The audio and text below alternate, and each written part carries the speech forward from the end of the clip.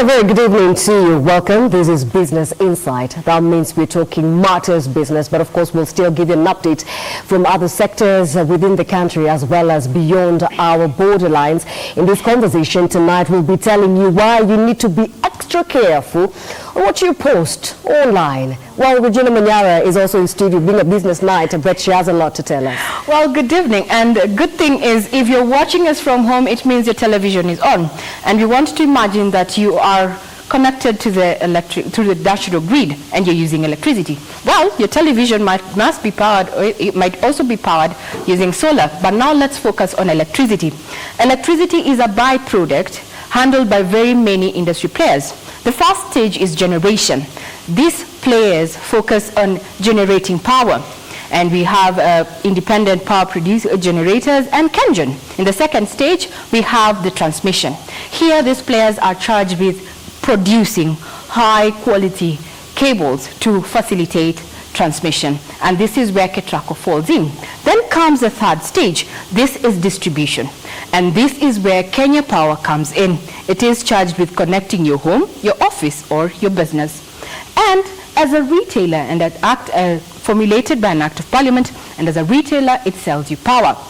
Howbeit, it sells you power on pricing that is regulated by the Energy Regulatory Commission. Well, good evening. This night, we talk about matters power with none other than the MD of Kenya Power, Mr.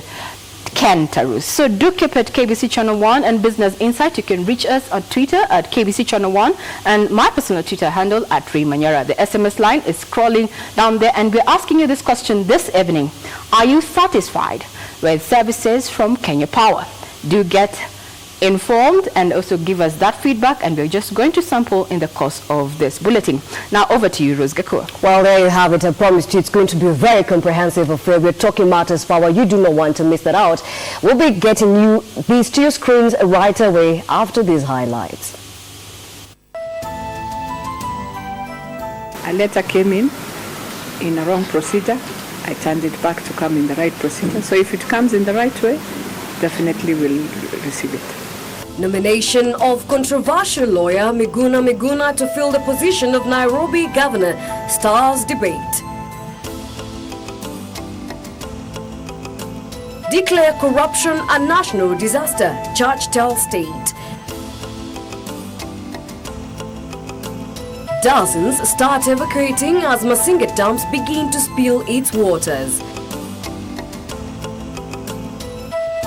And voting in a referendum that could extend President Pierre Nkurunziza's term closes.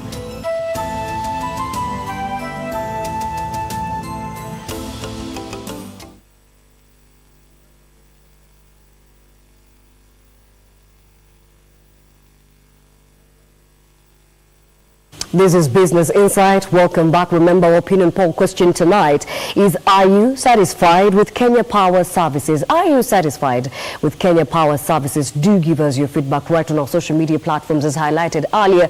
We are online. We are right on our social media platforms on Twitter at KBC Channel 1 or text us beginning where you're viewing us from 22162 right on your screens. I am Rose Gakur, and our sign language interpreter is Lucy Mora. Let's begin. The surprise nomination of controversial lawyer Miguna Arthur Nairobi Deputy Governor by Governor Mike Sonko has elicited skepticism. Nairobi County Speaker Beatrice Elachi says the move might face a legal challenge under the Political Parties Act, given that he is not from the same political party as Nairobi Governor Mike Sonko. Hours after the controversial lawyer come politician Miguna postponed his much-hyped re-entry to Kenya Wednesday afternoon, Kenyans woke up to yet another surprise after Nairobi Governor Mike Sonko allegedly picked the self-styled general to be his deputy. In a letter that went viral last evening and confirmed by Miguna lawyer Cliff Ombeta, Sonko nominated the comparative lawyer to deputize him. Miguna then must then be allowed to come and take up the position. Why? Because you cannot deny somebody an opportunity to earn a living. If Miguna has been appointed and been given a nomination, then it is also his right to be able to fulfill it or to be able to do it. Nairobi County Speaker Beatrice Elachi has confirmed that her office has since received the nomination letter that also bears Sonko's signature. I saw it on social media. A letter came in a wrong procedure. I turned it back to come in the right procedure. So if it comes in the right way, definitely we'll receive it. She, however, says the nomination is likely to face a hitch as the Political Parties Act might bar Miguna from assuming the position as he belongs to a different party from that of the Nairobi governor. He was vying as a governor, so he doesn't have a lot of issues. The only issue is he was vying as an independent candidate. Here, you are moving, joining a party. Now, anyone will go to court just with that clause of the Political Parties Act, just with that. As a Jubilee, we are going to reject the name of Dr. Miguna. I can assure you, it won't see the light of the day in the House. Miguna, who contested for the city's top seat in last year's general election, is a fierce critic of Governor Sonko. Thus, it's not clear what level of consultation informed the nomination. Miguna has, however, in his Facebook account, denied communicating with Governor Sonko on the nomination timing. The report in the social media is malicious and cheap propaganda. The Nairobi Deputy Governor position has remained vacant since Polycarp Igathe resigned in January 2018, citing frustrations. Samson Kitavi, Channel 1 News.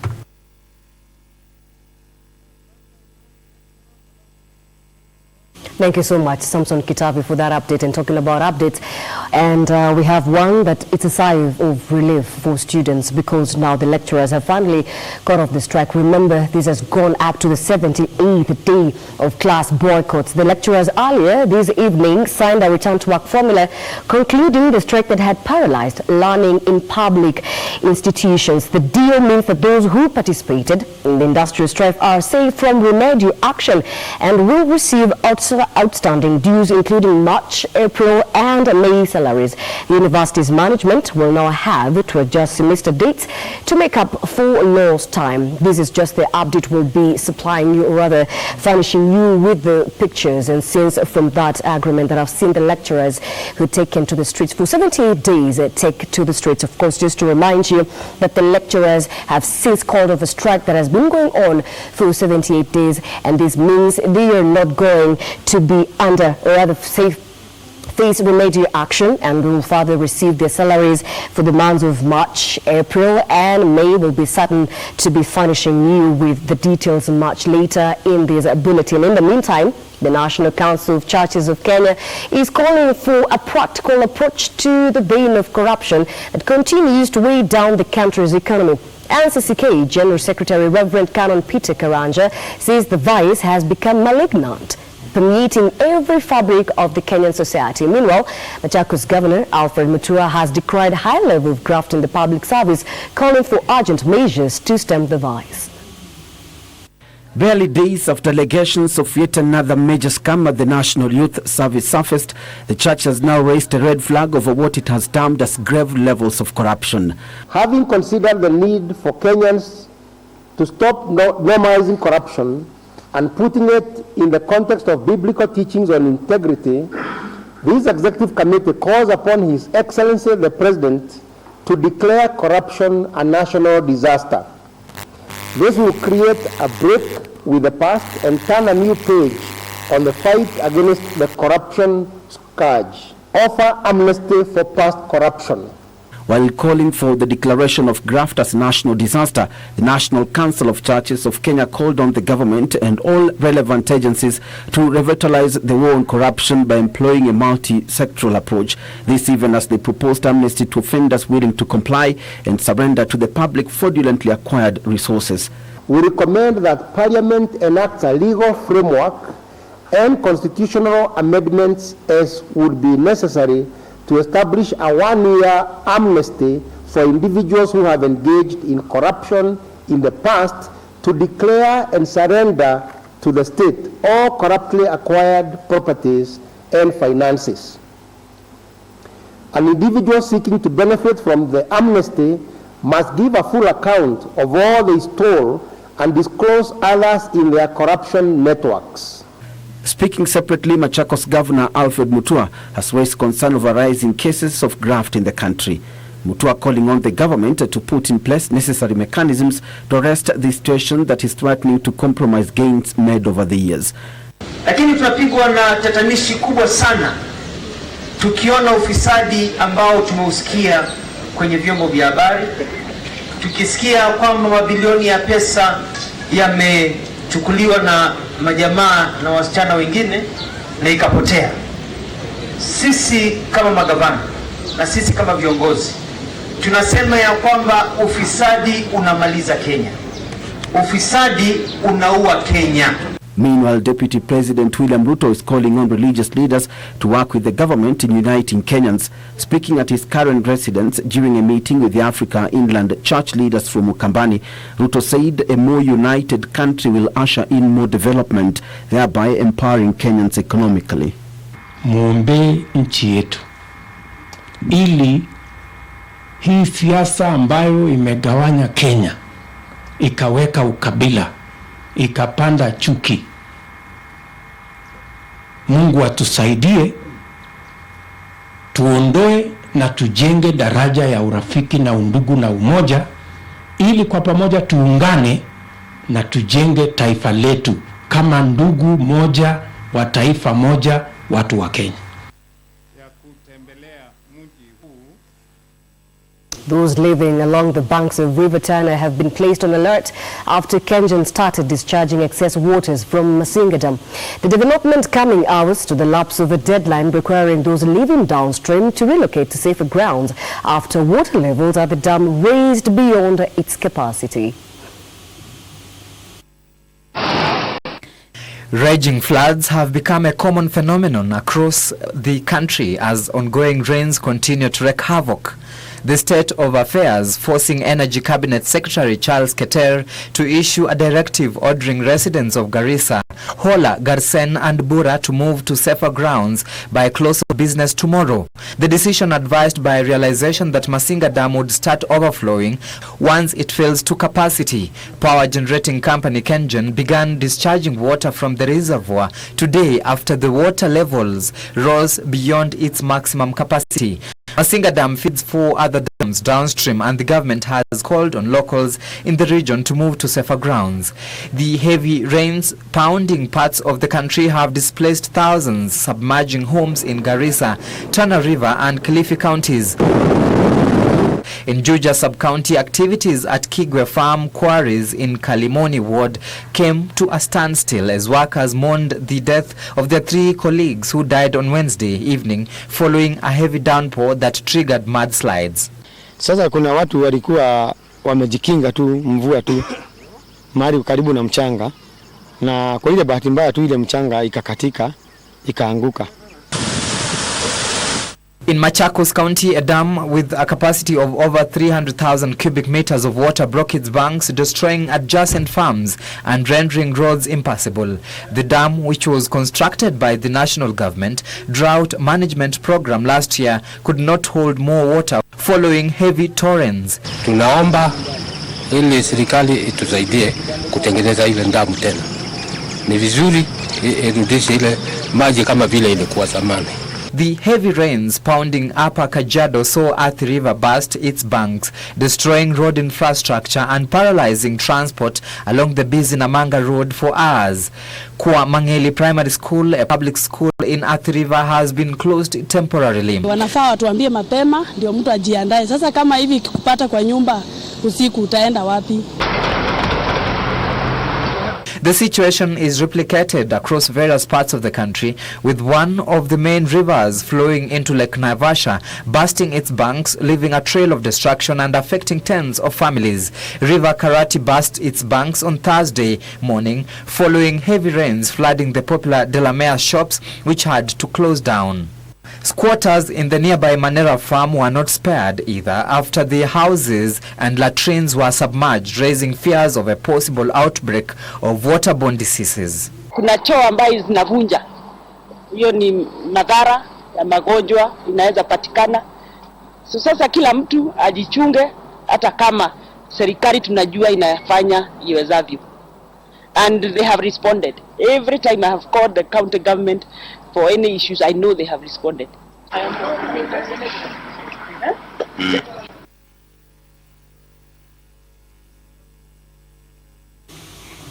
And two petitioners proposing various constitutional amendments appeared before the National Assembly's Justice and Legal Affairs Committee on Thursday. Mohammed Sheikh and Ezekiel Njeru want the president's age limit kept at 70 years, as well as the scrapping of the position of the county women representative. The country has in recent weeks been treated to a political spectacle brought about by a clamor to amend the constitution by a section of the political class. And amid the debate, Mohammed Sheikh and Ezekiel Njeru were before the National Assembly's Justice and Legal Affairs Committee seeking to have Articles 89, 98, 101, 120, 136, 137 and 177 of the Constitution amended. You find that when you go sometimes for those that we call unschooled, you find minds and brains that are not indoctrinated in any manner. They are fresh, African in their own thinking. Njeru, who was the first to present his petition calling for the scrapping of the position of the county woman representative. To solve the two-thirds gender principle dilemma, Njeru is proposing the clustering of constituencies that will see 3 aspirants campaign as a team heading into the ballot. I'm proposing now, you have these 3 constituencies bordering each other. The 3 of them will produce each a candidate. But these 3 candidates will join together, the 3 of them, present a joint candidature. One of them must be from either gender. Njeru is also proposing the reduction of the presidential term to 4 years, an increase of both MP and senator terms to 6 and 7 years respectively. The petitioner argues that as opposed to the narrative that numerous elections were costly both socially and economically, Kenya's election cycle has for years proved detrimental to cohesion. Because we don't stagger elections, the citizens of Kenya are denied the chance to interrogate each and every person vying for a certain position individually. Mohammed Sheikh from Wajir County on his part called for the capping of the presidential age limit at 70 years. We may elect a president at the age of 80 and that president has a member loss. And then he's our commander-in-chief. That's what I'm saying? Yeah. The other thing I'm saying is it's undeniable fact as the body age or it gets closer to the biological end. That's what I'm saying. If the system starts to go on freeze. Mohammed wants the same law used to retire judges at 70 to be applied in the presidency. Mohammed arguing, albeit on a light note, that at 70 one is living on borrowed times. The National Assembly Standing Orders gives the Justice and Legal Affairs Committee 60 days to give its response to the 2 petitioners. Whether or not those suggestions will be carried going forward, it is undeniable that there's growing debate whether or not the Constitution of Kenya may need some amendments. For Channel 1 News, I am Edward Kabas. Thank you, Edward Kabasa, for that report. Burundian President Pierre Nkurunziza has undertaken to accept the outcome of Thursday's referendum that seeks to alter the presidential term limit. Nkurunziza, however, wants the opposition to shun violence should the electorate vote in favor of the new constitution order. The country's electoral commission is expected to announce the provisional results by close of day Friday before the Constitutional Court announces definitive results. Eric Bergon, currently in the country, now reports. Whether the presidential term limit in Burundi will be increased from 5 to 7 years. President Nkurunziza, who cast his vote in Ngozi, north of Bujumbura, says he will accept the people's verdict. We thank God that this day that the Burundians have been waiting has arrived today, 17th May 2018, when they have the right to vote for or against this amended constitution. He, however, called on the opposition to follow suit and shun violence should the outcome favor the ruling party. His sentiments receiving support from the ruling party boss Everest Ndayishimiye. Kama serikali inaleta new constitution, ni kusema kwamba serikali imekwisha sema yes, lakini tunasubiri walaia watasema nini. Kama wanasema no, lazima serikali rudi nyuma itizame kwa sababu gani walisema no. The international observers have so far acknowledged that the referendum has been conducted under a serene environment. This is an expression of our people's will to determine their destiny. Whether they vote yes or no, that is up to them. But the good thing, it has given an opportunity for Burundians to say exactly what they want. Not a single individual was left out of Thursday's vote, given that special groups like the security agencies, drivers and journalists were allowed to vote at any polling station in the country.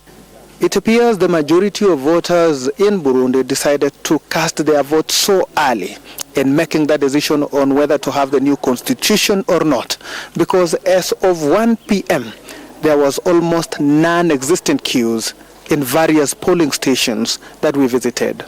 The country's electoral agency says it won't take long before the world knows the outcome of the plebiscite. Election day is 17th of May. In general, 1 day later, we can get results in Bujumbura coming from our electoral commission at the provincial level. Under the Burundian law, the electoral agency cannot announce the final results, as this rests squarely on a constitutional court.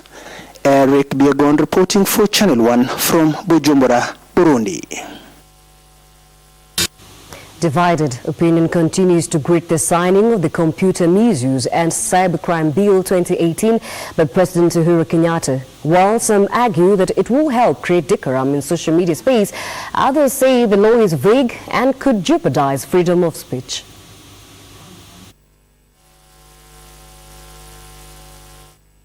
Bill amid debate on its efficacy. A section of those disgruntled noting certain segments could compromise on free speech. Media Council CEO David Omoyo saying that some provisions contravene the Constitution and would have to be revised. Some clauses automatically we think may not survive because they're in automatic contravention of the Constitution, and others are in contradiction with other provisions of law. They may have to be realigned and all that. So what is happening, I believe that over the next 1 or 2 weeks, people will study it a little more and pick out areas that they need should be open for discussion.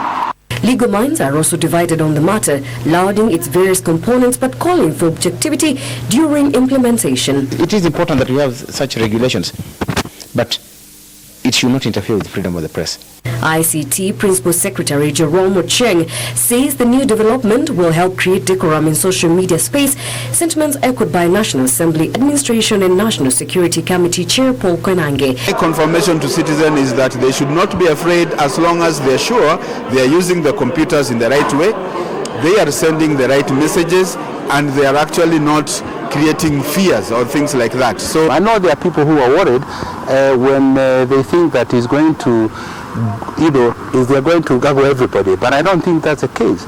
We try to make sure that things are done in a civil, in a very sober mind. The Act targets offences related to computer systems that include hacking of information and passwords, child pornography, cyber espionage, and publishing false information, among others.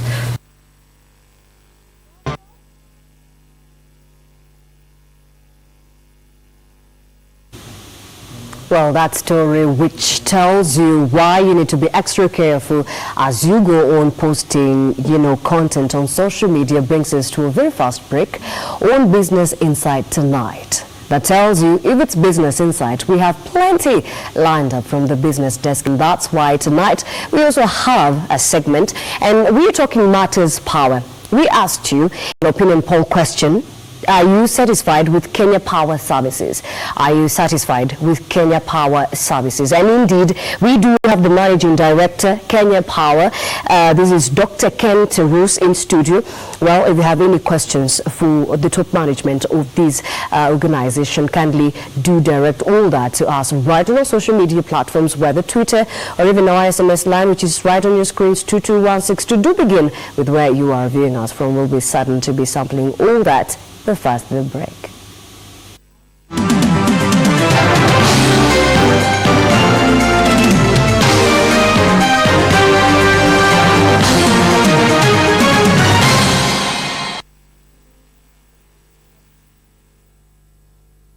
Je, waweza fanya nini kwa dakika 4? Unaweza piga chef? Kila kitu ni mega. Waweza pika ugali? Labda waweza fua nguo,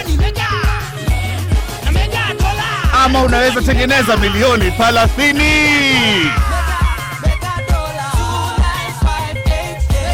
4 minutes are enough to win big with Mega Dollar. Just go to Lipa na M-Pesa, select Pay Bill, enter business number 295888, enter account name KBC, deposit 10 shillings or more, enter your PIN and press OK, then choose 10 numbers from 1 to 80 and send to 29588, and you can win up to 30 million shillings every 4 minutes. Deposit, play and win with Mega Dollar. Big game for big winners.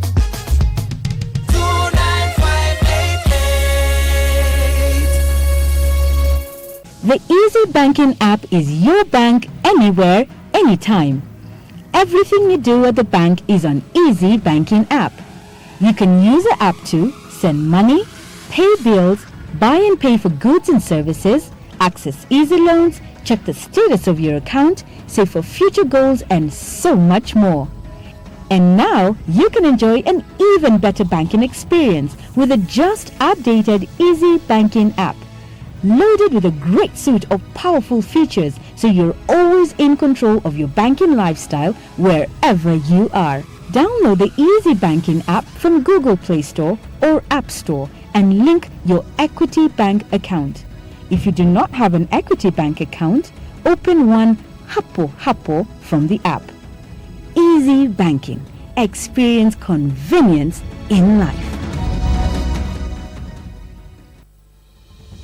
Sabre date this Saturday, the 19th May 2018 from 10 a.m. and join us live on KBC Channel 1 as we take you to Windsor Castle for a royal treat where Henry Charles Albert David, commonly known as Prince Harry, marries Meghan Markle. Take the front row seat as we bring you the all-important close-ups. Be part of the millions in the world who will be watching the royal wedding.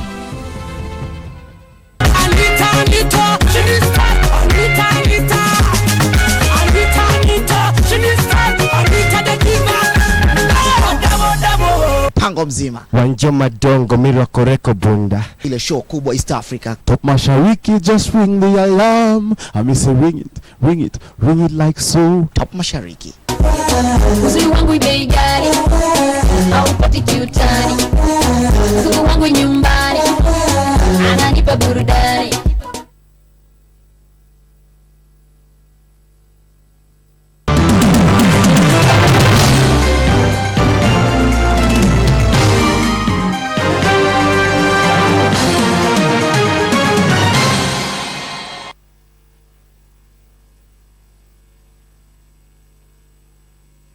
Good evening. Now we focus on matters business, and tonight we're going to be talking about matters power, and we're asking you on our opinion poll tonight is that, are you satisfied with Kenya Power Services? Our SMS line is scrolling on your screen there, 22162. My Twitter handle is at Ray Manyara and at KBC Channel 1. Now, the bus rapid transport project is set to commence in Nairobi in December this year, using the first fleet of 50 modular buses in efforts to decongest the capital city. The bus rapid transport project will target 5 routes, including Nairobi City Centre, the Thika Superhighway, Jogoo Road, Mombasa Road and Outer Ring Road that will have the lanes reserved for buses. Urban Development Principal Secretary Charles Hinga says in its entirety, the project aims to have special lanes for 950 high-capacity buses. Nairobi residents on average take an hour to travel to and from work due to traffic congestion.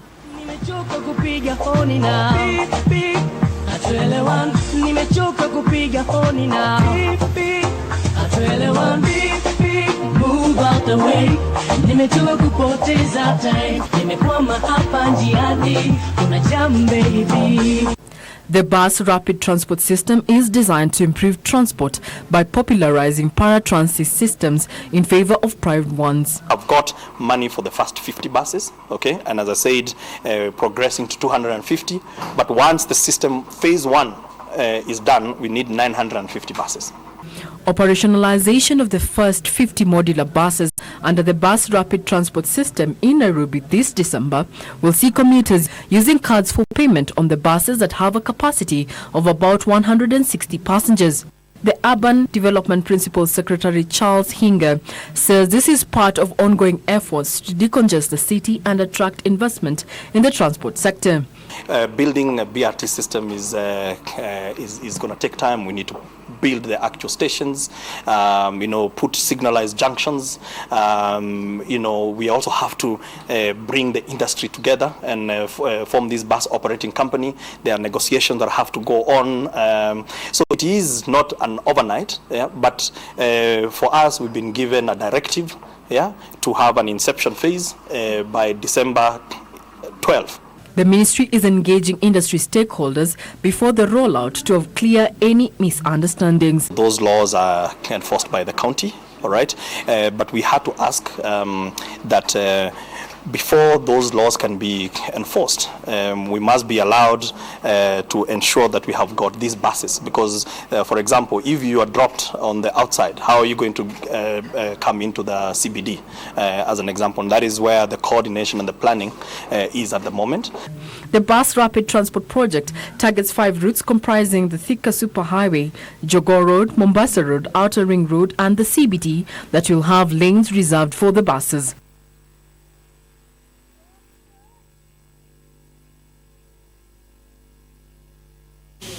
ICT equipment for use by government agencies will from July this year be purchased jointly by the Ministry of ICT as the government targets to standardize ICT equipment. ICT Principal Secretary Jerome Ocheng says the new development is also aimed at boosting the fight against cyber attacks and increasing service delivery and efficiency. Starting July this year, the Ministry of ICT will take over the procurement of ICT equipment from all government agencies. This is an effort to standardize all ICT equipment in use by the government agencies to boost efficiency in service delivery. ICT Principal Secretary Jerome Ocheng says the move will ensure all government ICT equipment, including software, are up to date and protect government computers from cyber attacks. We want now to have government equipment that are all standardized. Because right now, sometimes it's even very difficult to even service some of them because they are all of various standards.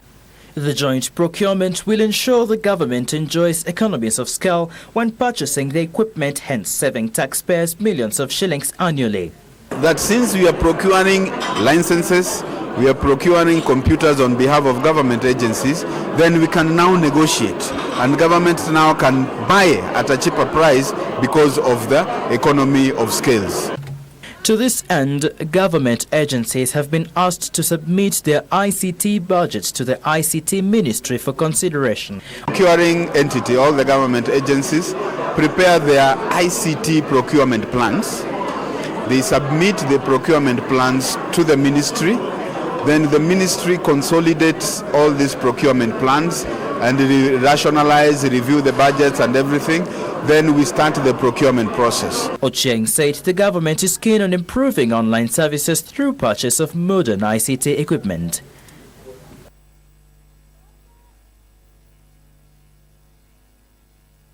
Now, Equity Bank Group has posted a 22% growth in first quarter net profits to 5.9 billion shillings, driven by net interest income and double-digit growth in non-funded income.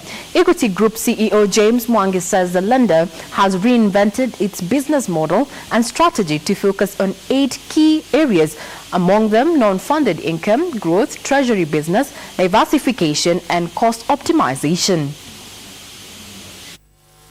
In the first 3 months of this year, Equity Bank total income rose 9% to 16.5 billion shillings, while total cost reduced by 1%. This was among factors that helped the bank post a net profit of 5.9 billion shillings, up from 4.9 billion shillings during a similar period in 2017. Incomes are growing by 9% and costs are declining by 1%. The profit margin is widening, resulting in a profit after tax of 22%. And this, when you translate these in ratios, you start seeing return on equity.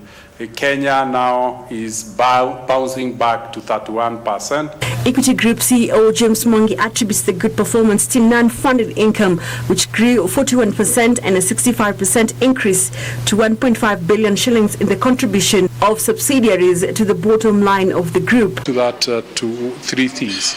The being customer-centric, focusing on delivering the best customer service we can. I also attribute this to our innovative approach to banking.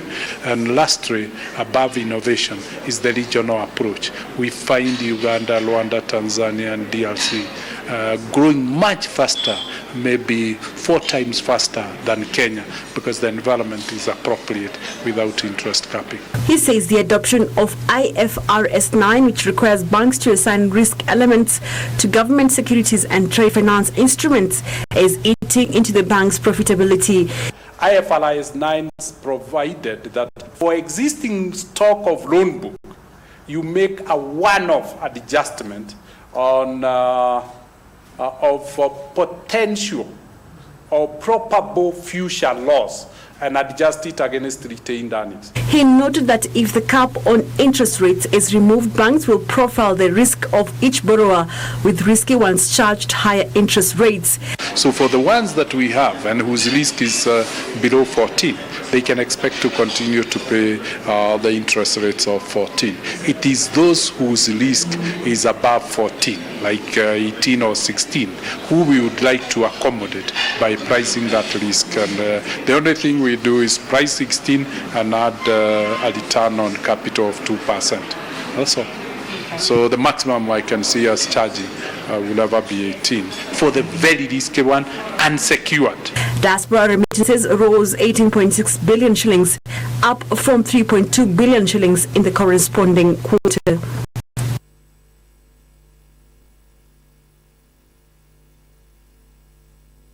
Do remember that tonight our opinion poll question is that are you satisfied with Kenya Power Services? Our SMS line is 22162. Our Twitter handle is at KBC Channel 1. My personal Twitter handle is at Ray Manyara. As you continue this broadcast, we are going to be joined by the Managing Director of Kenya Power, Dr. Kentarus, to take us through this discussion. Now, off to other news that are making headlines is that Universal Bank of Africa is set to invest 3 billion shillings in the construction of 1,000 homes in Kakamega County, with Nairobi expected to follow soon as the bank aligns itself to support the government's Big Four agenda. And in a bid to enhance the country's food security efforts, the bank is looking into partnering with county governments to support value addition initiatives. Being a bank that is not well known to most Kenyans despite its 10 years of existence in the country, UBA is on a journey to mark its footprint in the Kenyan economy. The bank, whose origin is Nigeria, has operations in 20 African countries and hopes to be a conduit for investors leveraging on the recently signed Continental Free Trade Area. The Free Trade Area that has already been signed by 44 countries on March 21, when it was the agreement was signed in Kigali, Rwanda, will boost intra-African trade. It will boost the movement of capital, the movement of goods, and then it will make things easier for us to do. It will just facilitate the ease of doing business. So for us as a bank, we expect to be the conduit. I mean, we are in 20 African countries. To mark its presence in Kenya, UBA is injecting 3 billion shillings to finance construction of 4,000 houses in Kakamega County, with the Nairobi expiry to follow soon. The bank is further looking to partner with the county governments in developing of value addition initiatives. We shall then work with specific counties. Nairobi County is one of them. Kakamega County is the other one, where we are able to get into partnerships between the county, ourselves, and the contractors to be able to finance the construction of these houses. And once constructed, then other banks can come in and issue mortgages to the people in the counties to then buy those houses. So for instance, with Kakamega County, we are just about to sign an agreement to put up houses worth about $30 million. And that should happen hopefully within the next quarter. And that will be housing, that's 1,000 housing units. UBA, which has 3 branches in the country, does not plan to open more branches, since 80% of its transactions are currently on the digital platform. You may have heard of our new product that we call Leo Banking, chat banking. It's a chatbot, and it enables us. It's remote. It enables our customers and prospective customers open accounts themselves online. It enables them initiate transactions and conclude transactions. It enables customers do transfer of funds independently across our network. To better understand the local market, the bank's East and Southern Africa Chief Executive Officer Emeka Iweribo has relocated to Kenya from Nigeria. Nicholas Nduati, Business Insight.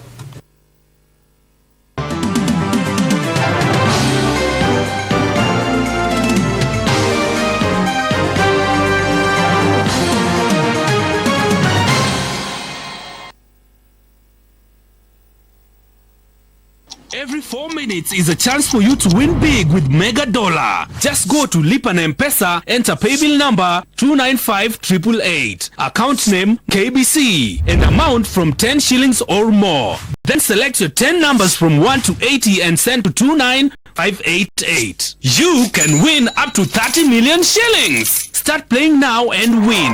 Mega Dollar. Big winners every 4 minutes. Save date this Saturday, the 19th May 2018 from 10 a.m. and join us live on KBC Channel 1 as we take you to Windsor Castle, Royal Treat, where Henry Charles Albert David, commonly known as Prince Harry, marries Meghan Markle. Take the front row seat as we bring you the all-important close-ups. Be part of the millions in the world who will be watching the royal wedding.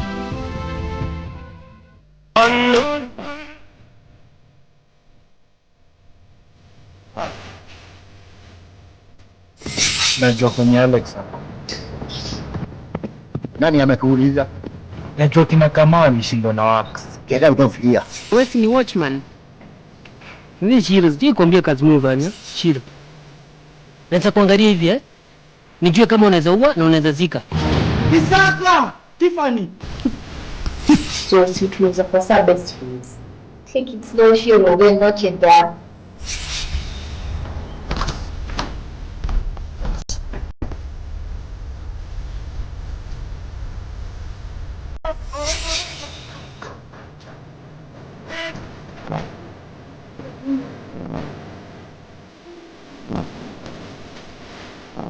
Hey, unaweza fanya nini kwa dakika 4?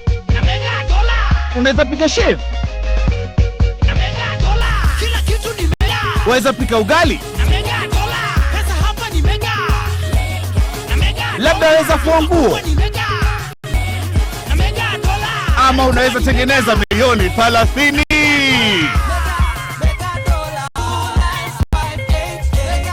Minutes are enough to win big with Mega Dollar. Just go to Lipa na M-Pesa, select Paybill, enter enter business number 2958888. Enter account name KBC. Deposit 10 shillings or more. Enter your PIN and press OK. Then choose 10 numbers from 1 to 80 and send to 29588. And you can win up to 30 million shillings every 4 minutes. Deposit, play, and win with Mega Dollar. The big game for big winners.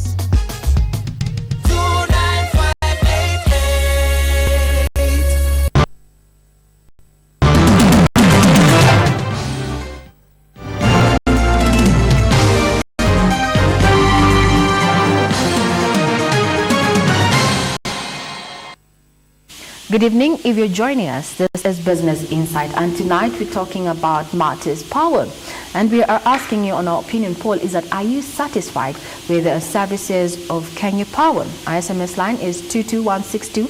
Tweet us at KBC Channel 1 and at Bri Manyara. With us in studio is none other than the Managing Director of Kenya Power, Mr. Ken Terus. Welcome, sir. Thank you very much. First off, before we even start asking questions, maybe it needs to be very clear as to what Kenya Power is charged with, or rather its mandate, as far as electricity is concerned. Thank you very much, Regina. I think allow me to basically unbundle the sector. In the energy sector, we have ERC, which is responsible for regulation. That's the regulator. Basically, ERC determines the price at which we buy and the price at which we sell power. We have KEMGEN, which is charged with the responsibility of doing generation together with other IPPs. We have KETRACO, which is responsible for carrying out transmission. We have Kenya Power, which then does the distribution component. We have rural electrification, which is also responsible for distribution, but mainly extending the grid to areas that are non-profitable. And we have Kenya Nuclear Energy Board, which is responsible for advancing power generation through the nuclear components.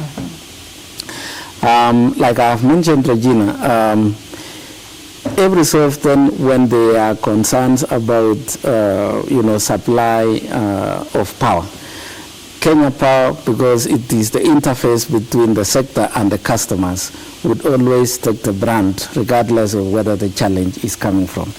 But that is it. We are the interface of the sector. And for that, you will be the one to bear the questions like the ones that we have tonight. Absolutely. Well, it has been expectations of many Kenyans, that the cost of power is to go down, especially after the country moved away from the thermal power that was very expensive and included geothermal power generation that is cheaper.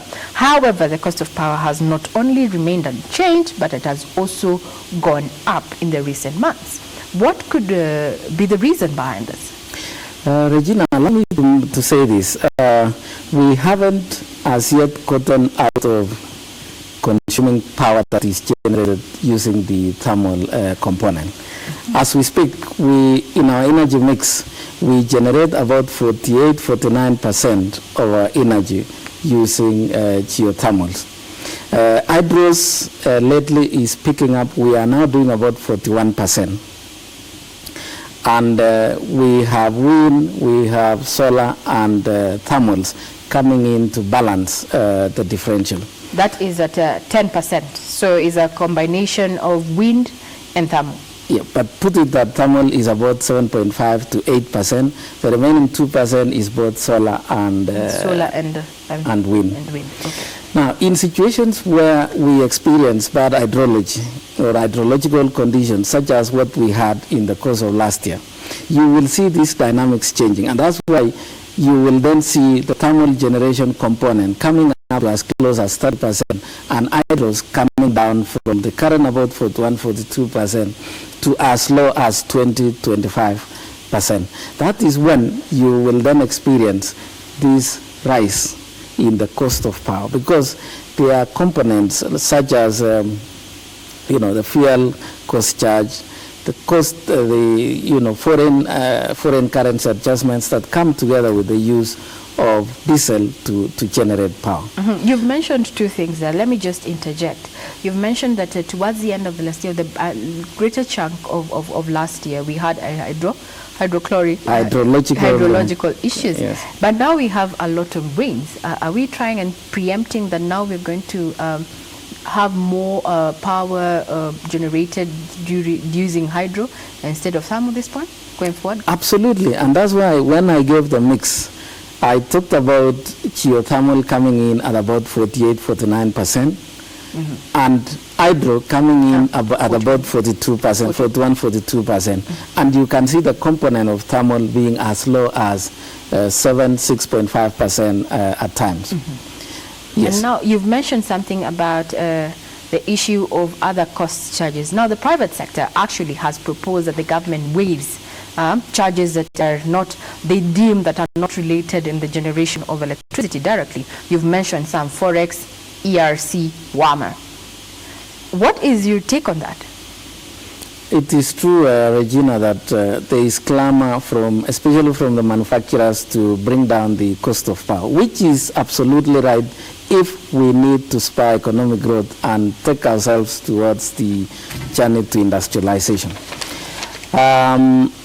I must admit that there are discussions both across sectors and across ministries, and I am sure pronouncements will be made in the coming days. So we should look at that positively. And in the event that this waiver is actually picked up, how would this affect then the cost of power? Of course, we would expect to see some small adjustments, but it's also important to know that when you look at those components vis-a-vis the total bills, it would add up to about 22%, and therefore would expect to see that adjustment in the cost of power. Now tonight we are asking our viewers if they are satisfied with the services that Kenya Power offers, and we have agreed and established that yes, you are the interface between the consumer and the producers of power, which we've already said that they're various in their different capacities. So if I may just sample some of the SMSs that we are receiving here, is that someone says, why are the token charges so high? Because I bought a token worth 4,000. However, I was told that 2,000 has been charged to other charges. I think now comes into these other facts that have already been there, and you've said we should look positive to a positive reply. Absolutely. Do we have timelines that we should expect this positive response? I think before when we get to the timelines, Regina, allow me to say this. If you are a domestic customer, for example, and you consume between 0 and 50 units, you are charged 2 shillings and 50 cents. That is what we call the lifeline tariff. If you consume between 51 and 1,500 units, you are charged 12 shillings and 50 cents. Anything above 1,500 units, you are charged 19 shillings and 60 cents. Now, you can clearly see if you are buying tokens, say, of about 4,000, that will take you to the highest bracket. And what that means then is you might end up getting lower units. Now, there are other elements that come in, more particularly if you are buying tokens at the beginning of the month. We have the fixed charge of 174 shillings. What the system does is before it dispenses units, it will recover the fixed charge. Then the difference between your amounts and 174 would then go into giving you units. Similarly, there is a distinction as well between customers who are connected outside the last mile program and those who are connected in the last mile program. Recall, if you are under the last mile program, we will have connected you and you have a debt of 15,000 shillings. What we have done, or what the system does again, is immediately it recovers the fixed charges, which is 174. It checks, and if you are connected under the last mile program and you are servicing your debt of 15,000, the balance, and just to give examples, if say you bought tokens worth 500 shillings, 174 will go into a fixed charge. You are left with 326. Yes. 50% of that, which is 158, 152. Yes. 162. 62, yes, 62. Will go into paying your debt of 15,000. Okay. The balance of 162 will now go into generating your tokens. That is why occasionally when customers compare themselves, they will say, how come I spent 500 shillings and I got more tokens compared to another customer? That distinction exists. If you are on the last mile program, then obviously you will get lower units compared to a customer who is connected under the, outside the last mile program. It seems another issue that this is an issue that customers have really raised on the issue of irregular power bills. Now let us look at the people who are on postpaid. Yeah, is that a few months ago they were paying bills of maybe 2,000 in the several years back. Right now, with the same electronics, same kind of lifestyle, or rather what you can say, all factors kept constant, the bills are skyrocketing all the way to 10,000 shillings. In such that now they can't tell exactly how much they spend in a month for electricity because of the erratic bills. How does that come about? But Regina, there is something I talked about. And if you look at the trend in what we are calling the fuel cost charge, remember we were somewhere as high as US cents 722. We came down to US cents 232. That was when we had cost of power at its lowest. Now, of course, like I said, because of the hydrological conditions, in the absence of generation from hydros, we then had to go back into thermals. Obviously, in the absence of that, then the next thing is to ration.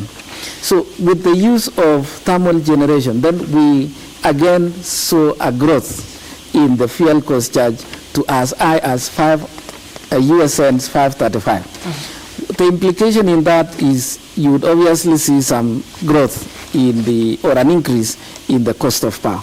But having said that, we, like I mentioned earlier, carried out a system upgrade, which in some 2-3 months towards the end of last year forced us to estimate our bills. The implications of that estimate is there are situations where we overestimated your consumption or customers' consumption. There are situations where we underestimated. Of course, when we come out to now carry the actual reading and adjust that in the system, you would see situations where your bill then gets exaggerated. You would also see situations where your bill gets underestimated. We have requested customers who they got bills that are extremely exaggerated to come on board. We will allow them to pay those bills on installments. Now, if we can go back to the feedback on Twitter, we have Nelson Ndongo saying, KPLC is the only company I dislike, and I consume its services because of lack of an alternative. People are feeling they have no option. And my issues are as follows. He goes back to document. First, exaggerated power bills. I think we've tackled that. Then, I want us to focus on arrogant customer care. As we think about what Ndongo says, there's someone who actually goes to that and saying that if they say that on SMS, which is 22162, they say, I am Kamau. Kenya Power can give them 90%. 10% I denied them because they do not take up my phone when I call them. That goes back to customer care relations, that has come, and it has come very, very clear. What are you going to do about this? Since you've said that you are the interface between the consumer and the power generating, or rather the persons in the production of power. Regina, we have several areas where we interface with customers. Like, for example, when they are coming to pay their bills, in situations where they are in darkness, they'll make calls to us. In situations where they are buying tokens, obviously, when the tokens don't get across, they will also, get to discuss the same with us. We have put up structures that allow us to interface with our customers. Of course, occasionally we have situations where we have bad elements within the organization. We have continuously retrained our employees to ensure that they have good customer relations. And it is a program that is going on and on and on. In situations, of course, where we have exceptional cases, we have always requested our customers to give us that feedback through our complaints mechanisms, which is spread all over our network. Of course, we will take those challenges. We will see what needs to be done in order to improve the relationship between ourselves and our customers. Now let's take one here from Meru County. Amos Barrio from Yishungwa, Tigania Central, District of Meru County. Honestly and frankly speaking, I am totally not satisfied with services provided by Kenya Power. Within 1 month, we may have electricity for 3 days. Meters are never read, and how they tabulate the bills, God knows how. I have never even seen them within my compound. Yet they post bills like today. They posted a bill of 6,000. How did they get to the figure? Now let us come to the billing process. Kenyans have a problem with we need to understand how we are billed. Regina, billing is actually at the heart of our business, and this is a process that starts right from the time the meter is read. We set out to read, and by the way, we have 2.2 million customers on the postpaid meter regime and 4.5 on the prepaid meter regimes, and about 15,068 on smart meters. That gives you a total of about 6.7 million customers. Now we set out to read our meters, more specifically the postpaid, using an itinerary that is generated by the system on a daily basis. The meter reader gets out picks, or basically reads the meter. That information is relayed into our system. And of course, then the system looks at current reading, previous reading. The differential then becomes your consumption for the month. That consumption is then applied to the tariff regime that suits you. For example, if you are a domestic customer, we have a tariff regime for the domestic customers. If you are an SME, we have a similar regime. And if you are a large industrial customer, we have a tariff regime. That's then applied, and the bill is then generated. What we have done as an organization is to enhance this service. And if you look at our bills lately, we even provide trends in your consumption, so that as a customer, you can see your consumption patterns over the last 4 months. And that will tell you basically areas where, or months where you think your consumption went high, and you can easily pinpoint, or where your consumption went low.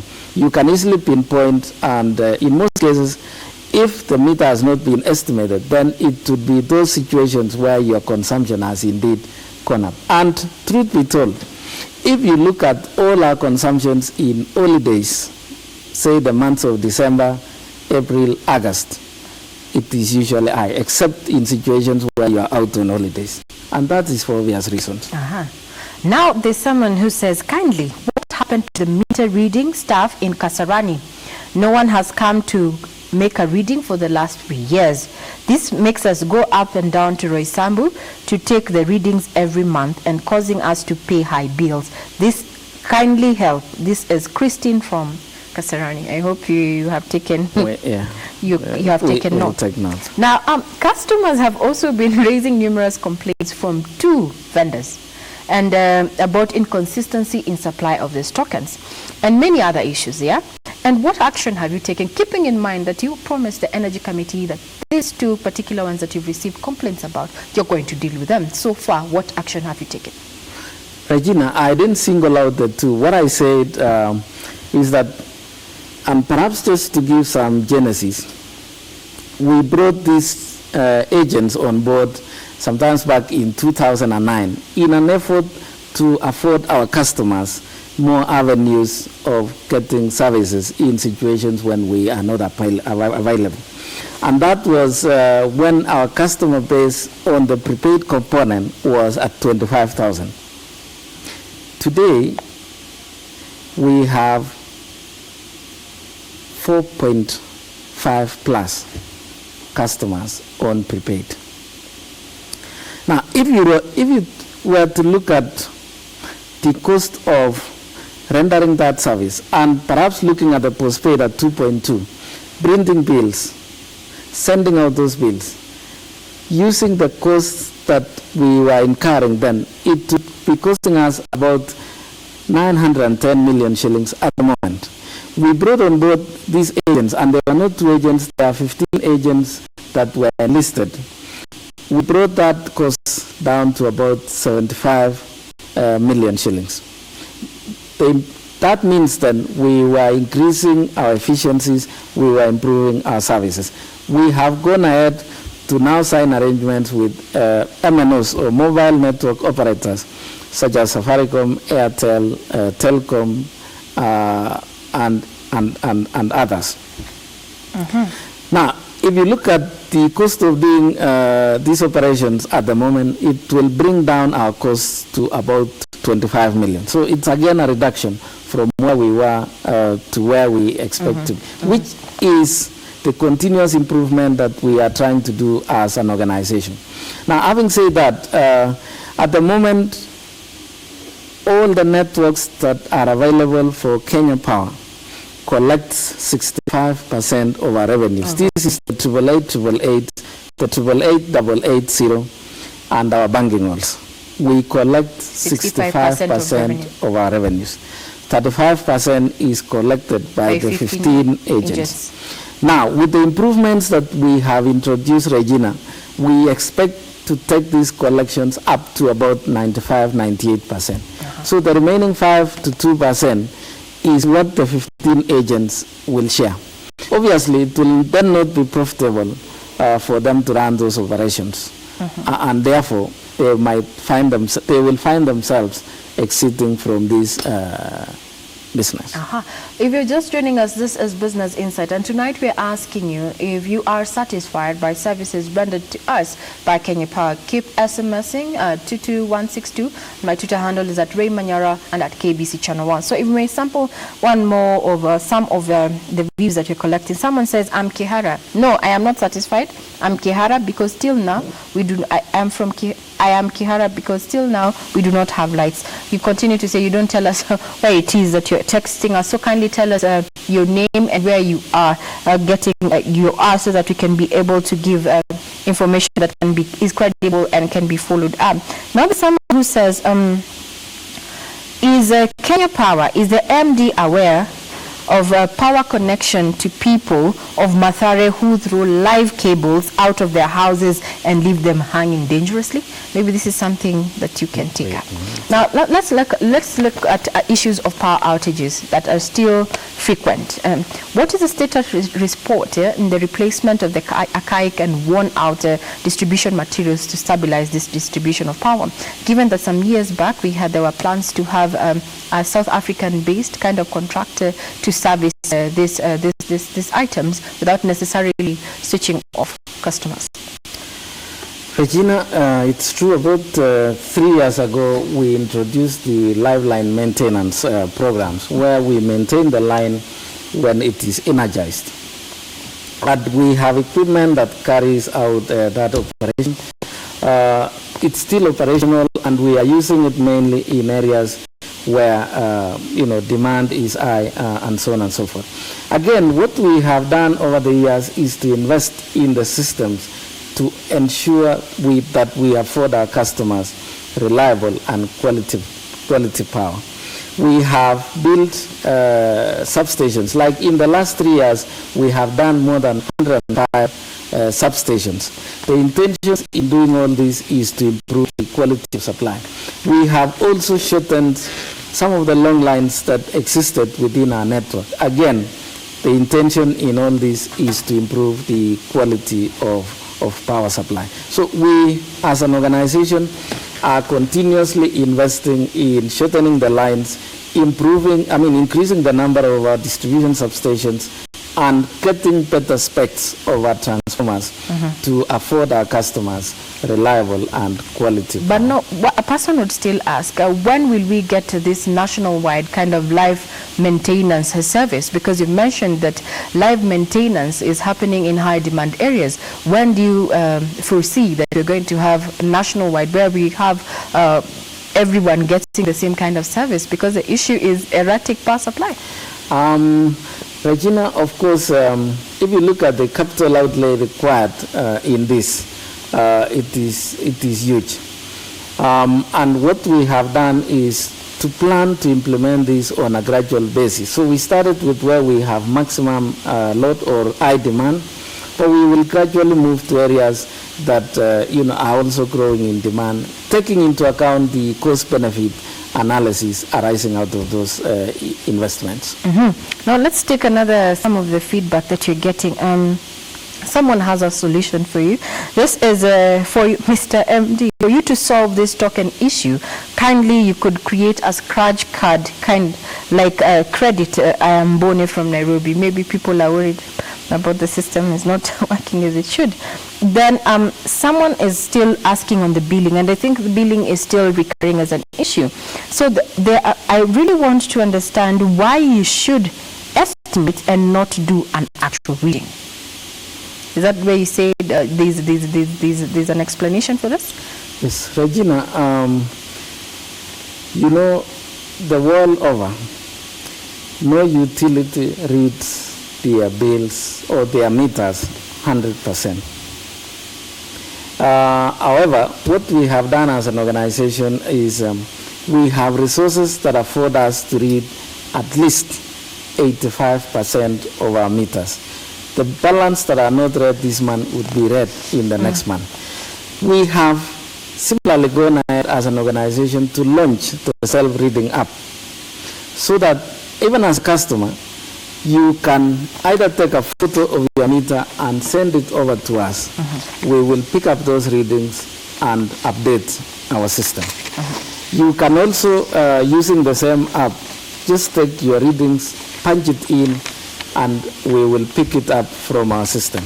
We are trying as much as possible to create various avenues where in situations where we do not get to read your meter, you can still give us, we can still get the accurate meter reading. Remember, there are also customers whom, where it has been difficult for us to access their premises. Perhaps they are hardly around their compounds, or there are those meters that were installed in the early part of the, early years of the organizations, 1930s, 1940s, where meters were placed in bedrooms. Okay, well, we'll not delve there. Now, as we come to a close, because we are actually running out of time, what is the impact? Has the ban on logging had an impact on power distribution? Regina, to be honest, we still haven't felt the impact of that, because we had stocks, and wood manufacturers had stocks for the same. But of course, given the fact that we have now launched the second phase of last mile, we expect pressure to build, because we would require more than 200,000 wooden poles. So in your tenure, in closing remarks, in your tenure as the MD of Kenya Power, what do you seek to achieve? Regina, only two things. One, to improve the customer service. There are a lot of customers have gone through nasty experience. I want to change that narrative and ensure that our customers enjoy services that are seen in other organizations. And number two, I would love to see a situation where our systems or our operations are dependent a lot more in systems, so that we move from our, what I would call semi-manual operations, into an automated environment, more specifically looking at the smart grid. Okay. This is quite interesting. Just allow me to ask this question. Eric from Nairobi, kindly explain to me, Bona MD, why the lights go off every time it rains. Eric, I am not too sure that is the situation. I know it used to be. In fact, there was There were jokes around town that every so often when it rains, our transformers take cover. But with the kind of investments that we have made, I am confident that lately we have never experienced those situations. Recently, we received a lot of rainfall, and I am sure we never saw lights going off. Very well said. Now you've had it from the MD of Kenya Power saying, yes, there are issues, especially where customer care is concerned, and he has encouraged you and I who may be having issues to use their complaints avenue so that these matters can be dealt with. Now we'll look at stories that are making headlines in other business angles, where small-scale miners in Makalda mines in Migori County are set to get some safety equipment. Well, Judith Akolo has that.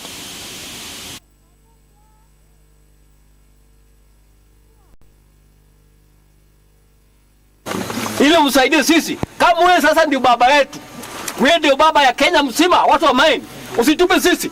Usitoke hapa alafu useme hapo nimefuka kabisa, watu wasiende. Na tunataka pata hii pesa ndio tunakula. Kwa sababu hata sasa hivi kwenda hapo wapi? Hebu piga macha. Hakuna masamba. Na samba yetu ndio hii. So what we want from the government is support on how they can make it even better for these people to work in a very safe and secure environment. It is such an economic activity which has kept this area to be safe because the youth are employed in it. They are not moving around without anything to do which is meaningful. This is a resource, therefore, for the people of Nyatike, that they should be able to continue to defend, to ensure that it continues to work. We are working to get support that will be given to artisanal miners throughout our country in the form of equipment that they will be able to use, both in the extraction of the resources and also in the processing. Also seen that the processing here is such that they are not maximizing on what they could otherwise have gained from the ore. We have also urged them to avoid using mercury, and that we are working towards getting to put in place alternative ways of extracting the gold.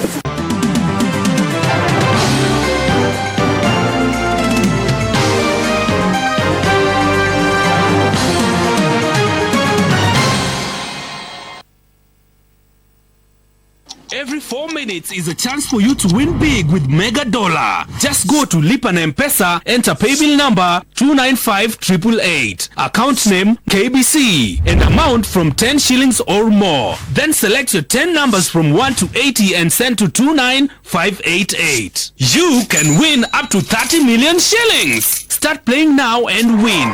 Mega Dollar. Big winners every 4 minutes.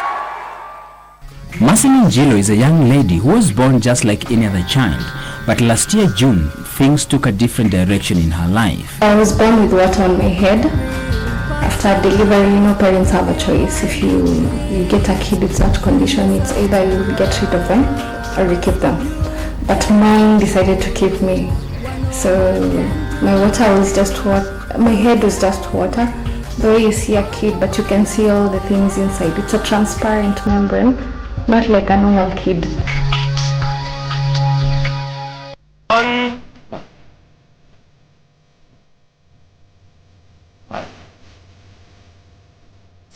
Najua kwenye Alexa. Nani amekuuliza? Najua kina Kamau ameshindwa na wax. Get out of here. Wewe ni watchman. Ni Shiro, sije kuambia kazi mvanya. Shiro. Nataka kuangalia hivi nijue kama unaweza ua na unaweza zika. Isaka! Tiffany! So si tunaweza pasa best friends. Take it slow, Shiro, we're not yet there.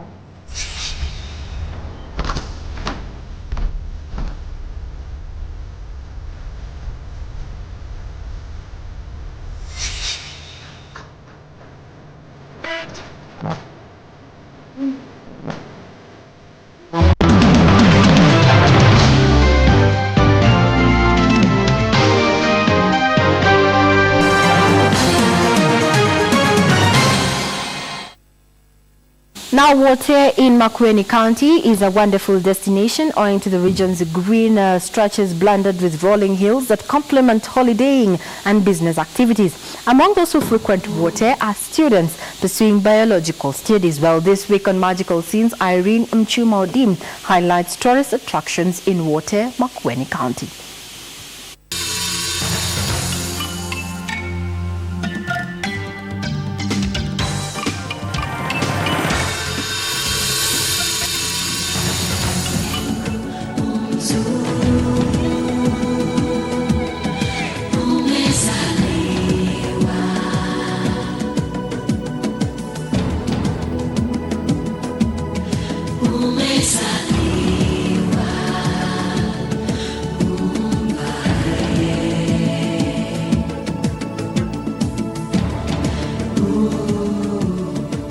Makueni County has once or so been perceived as a region regularly haunted by long dry seasons and a hostile living environment.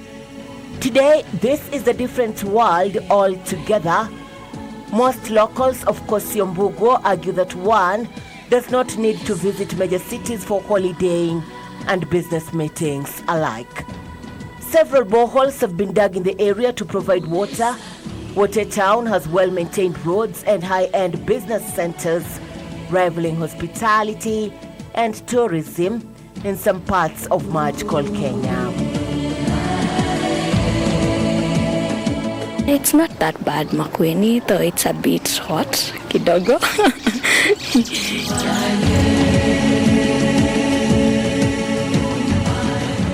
The cool breeze and beautiful scenery, highlighted by views of rolling hills of water, creates a calm atmosphere for leisure, holidaying and business. We have the hills. We have one of them called Ndangu Hills. Ndangu is where there was water towers which used to come from the hills, tripping down to the surroundings of the water market near where Kusumu is situated. We have another hill called Iwani. Iwani is a hill whereby the older wazes used to go for sugarcane. And the sugarcane was the one which was used to make the local brew, which was very sweet before the beers were introduced in the past, in the long years ago.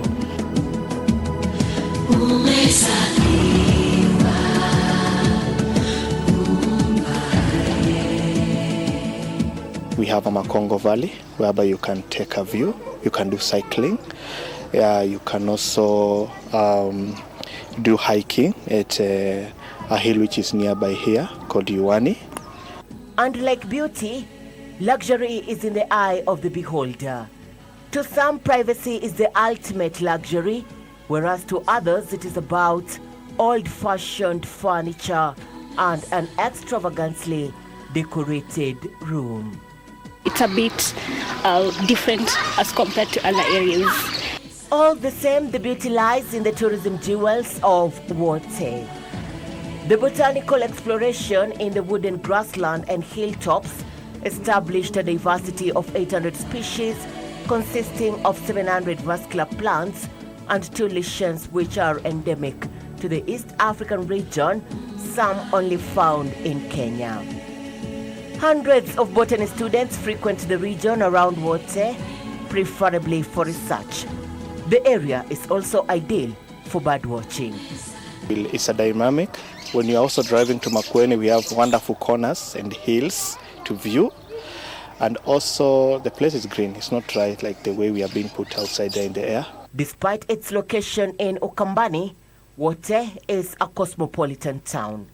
Makueni is not known as a tourism destination, but we have a lot that people can do in Makueni. So that's why we want to work with the county government. We are calling also county government to come in and also mark the tourist attractions, because we have a lot, but which has not been tapped. The other thing which makes guests come back is because of the conferencing setup, because we get a lot of repeat business for conferencing.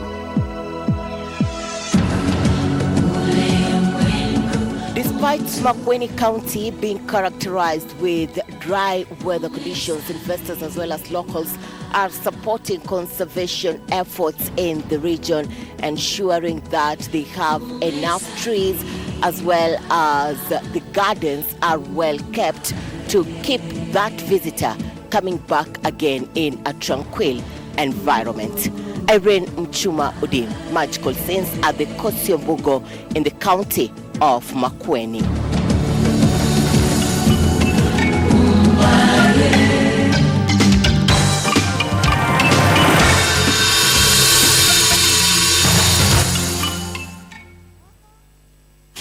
I'm sure you're equally astonished as to if that is water in Makueni County. That's fine. More reason why we should practice domestic tourism and county-to-county tourism. Now, the organizing committee of the upcoming Common Markets for Eastern and Southern African Summit is upbeat that next month's summit in Burundi will yield positive outcomes for member countries. Committee Chair Ambassador Maritanga Zephyrin says besides boosting trade between member countries, the summit will also enhance Burundi's image abroad. Eric Biegon reports.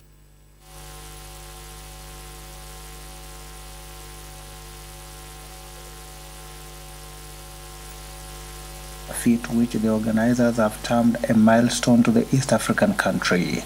We have done all our best so that it can be a very high level participation of heads of states. So I think if I consider only this point, it will be a historic summit. According to Burundi's Chief of Protocol, Maniratanga Zephyrin, the summit will go a long way in improving the global image of Burundi, which has been characterized by turbulence over the years. For Burundi particularly, we think that the high participation of heads of state and heads of government will allow them to see the correct image of Burundi, because as you know, there is the image that is on the social media is not the correct one, as you can testify yourself when you are walking around the town or even up country. You see the image you see of Burundi is not the one you read on social media, on media. He expressed optimism that the 10-day summit will yield positive outcomes to Burundi. This will allow also to renew with the tourists to come in Burundi, because as you know, there has been a lot of misinformation about Burundi, and then with organizing this summit, a lot of tourists also will plan to, in the future, to come to visit the country. I think also this has normally, consequently, a good impact on the economy of the country.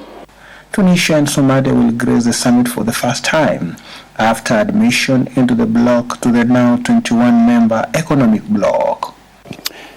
The organizers of this event hold the view that Burundi hosting the 20th summit is both a political and economic masterstroke that will go a long way in aiding the rebuilding of the East African country.